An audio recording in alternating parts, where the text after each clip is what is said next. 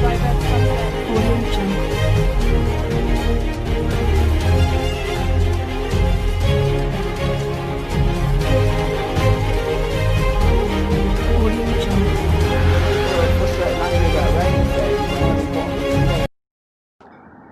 हिंद दोस्तों, मैं हूं तारिक राय।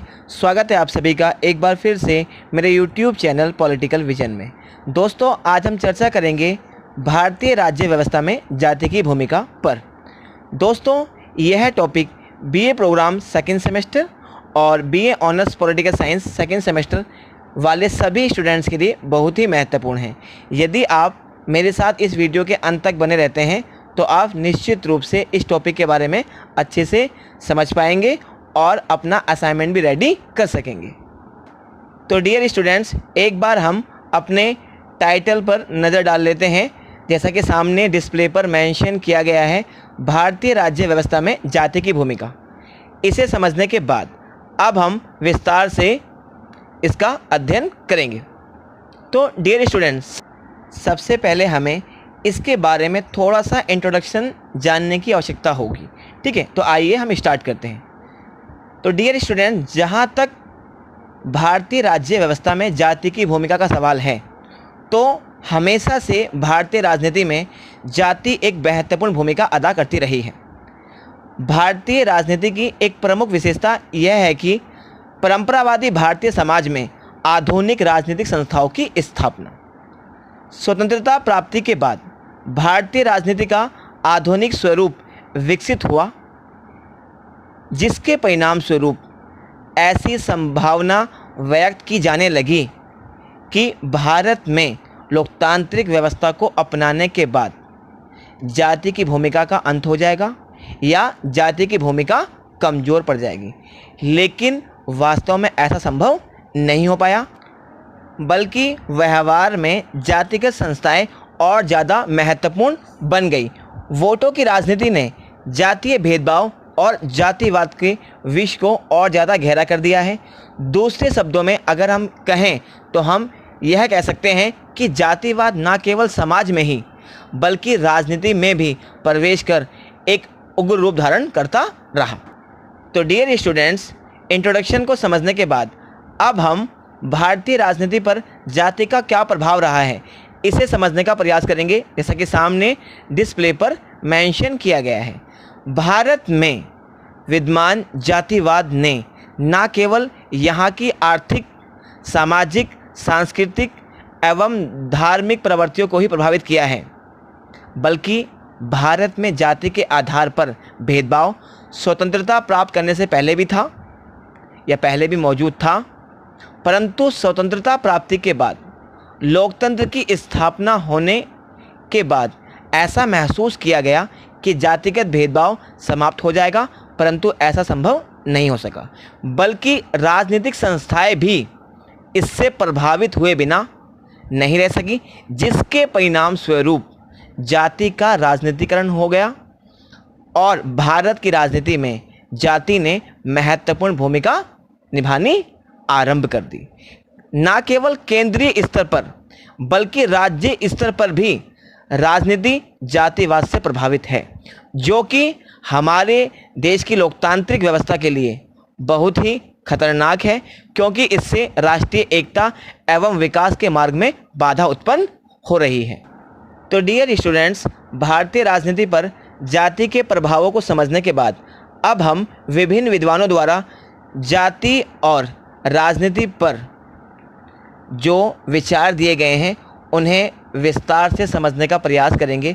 जैसा कि सामने डिस्प्ले पर मेंशन किया गया है, एक प्रसिद्ध राजनीतिक विद्वान मॉरिस जोन्स के अनुसार जाति के लिए राजनीति का महत्व और राजनीति के लिए जाति का महत्व पहले की तुलना में बढ़ गया है। जिसे हम राजनीति में जातिवाद के नाम से पुकारते हैं, वह वास्तव में जाति का राजनीतिकरण है। इसी प्रकार एक अन्य महत्वपूर्ण राजनीतिक विद्वान अथवा प्रोफेसर रजनी कोठारी के अनुसार जाति एवं राजनीति परस्पर अंतर विरोधी नहीं है। कहने का मतलब यह है कि जाति एवं राजनीति आपस में एक दूसरे की विरोधी नहीं है। जो लोग राजनीति में जातिवाद की शिकायत करते हैं वे वास्तव में राजनीति एवं जाति के स्वरूप को नहीं समझ पाए हैं। वास्तव में भारत की जनता जातियों के आधार पर ही संगठित है, इसलिए राजनीति को जाति संस्था का उपयोग करना ही होता है। इसलिए राजनीति में जातिवाद का अर्थ जाति का राजनीतिकरण है।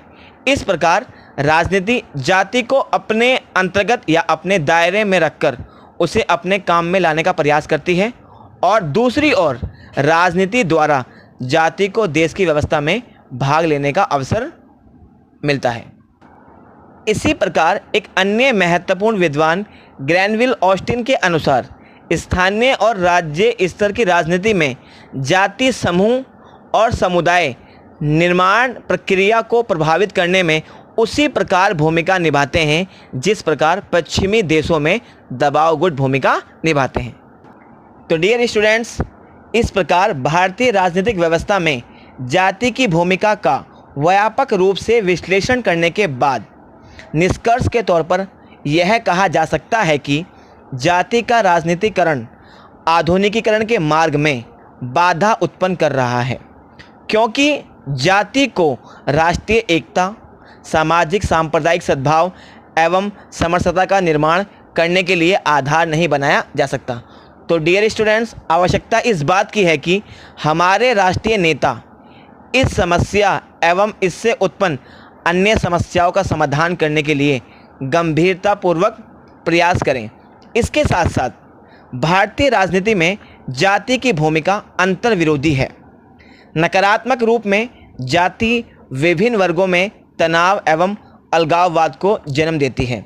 इसके साथ साथ सीमित निष्ठाओं से लोकतंत्र का विकास प्रभावित होता है, और सकारात्मक रूप में जाति का भारतीय राजनीति पर प्रभाव स्वाभाविक है। यह व्यक्ति को राजनीति से संबंधित एवं समुदाय को संगठित करती है।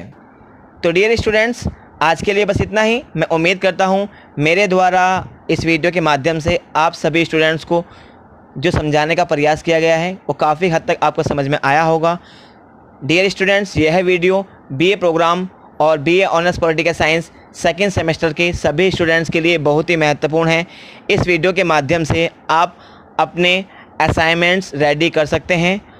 अगर आपको मेरी वीडियो पसंद आई हो और अभी तक आपने मेरे चैनल को सब्सक्राइब नहीं किया है तो प्लीज़ मेरे चैनल को सब्सक्राइब कीजिए, लाइक कीजिए, शेयर कीजिए, और सबसे महत्वपूर्ण बात, बेल आइकन को दबाना ना भूलें, जिससे कि आपको मेरी नेक्स्ट वीडियो की नोटिफिकेशन मिलती रहे। तब तक के लिए जय हिंद, जय Bharat. Thank you very much.